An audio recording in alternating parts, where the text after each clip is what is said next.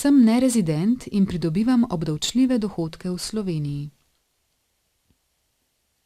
Kadar fizična oseba, ki v Sloveniji nima niti začasnega prebivališča, dosega na njenem območju obdavčljive dohodke, ali je lastnik obdavčljivega premičnega oziroma nepremičnega premoženja, mora finančnemu uradu pred prvim prejemom obdavčljivega dohodka oziroma pred prvo pridobitvijo lastništva obdavčljivega premičnega oziroma nepremičnega premoženja predložiti prijavo za vpis fizične osebe v davčni register. Obrazec DR2. Davčna obveznost posameznika je odvisna od njegovega statusa, rezident, nerezident. Rezidenti Slovenije so zavezani za plačilo dohodnine od vseh dohodkov, ki jih dosegajo v Sloveniji in v tujini. Nerezidenti pa so zavezani za plačilo dohodnine samo od dohodkov z virom v Sloveniji.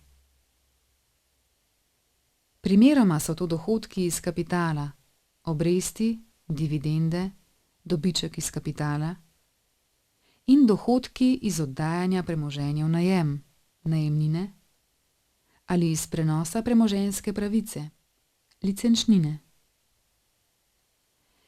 Če posameznik prebiva v Sloveniji krajši čas, manj kot 6 mesecev, se praviloma ves čas bivanja šteje za nerezidenta Slovenije in hkrati ostane rezident države, kjer je predhodno delal ali živel.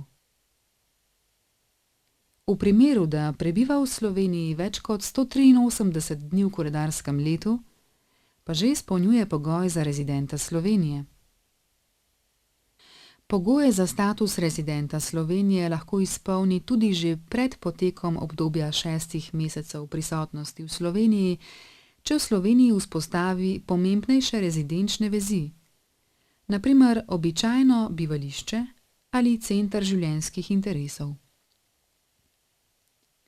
V tem primeru si je treba urediti rezidentski status pri davčnem organu z vložitvijo vloge za ureditev rezidentstva, ki je lahko podana tudi v obliki izpolnjenega vprašalnika, ugotovitev rezidentskega statusa, prihod v Republiko Slovenijo. Več informacij glede ureditve rezidentskega statusa je objavljenih v podrobnejšem opisu rezidentstvo po ZDOH-2, ZDDPO-2 in po mednarodnih pogodbah. Nerezidenti lahko za posamezni dohodek uveljavljajo ugodnosti iz mednarodne pogodbe o izogibanju dvojnega obdavčevanja dohodka in premoženja, če je ta sklenjena med Slovenijo in drugo državo pogodbenico, na primer zmanjšanje oziroma oprostitev ter vračilo davka. Ugodnosti lahko nerezidenti uveljavljajo z zahtevki za uveljavljanje ugodnosti iz mednarodnih pogodb o izogibanju dvojnega obdavčevanja dohodka. Nerezidenti lahko na podlagi zahteve pri davčnem organu pridobijo potrdilo o plačanem davku v Sloveniji za namene uveljavljanja odbitka davka, plačanega v Sloveniji, ali oprostitve plačila davka v državi rezidentstva. Ali ste vedeli? Kadar nerezidentu dohodek izplačuje slovenska pravna oseba ali zasebnik, ta za prejemnika dohodka odtegne akontacijo dohodnine. Prejemniku takega dohodka ni treba napovedati v Sloveniji. Akontacija dohodnine se nerezidentu šteje kot dokončen stavek.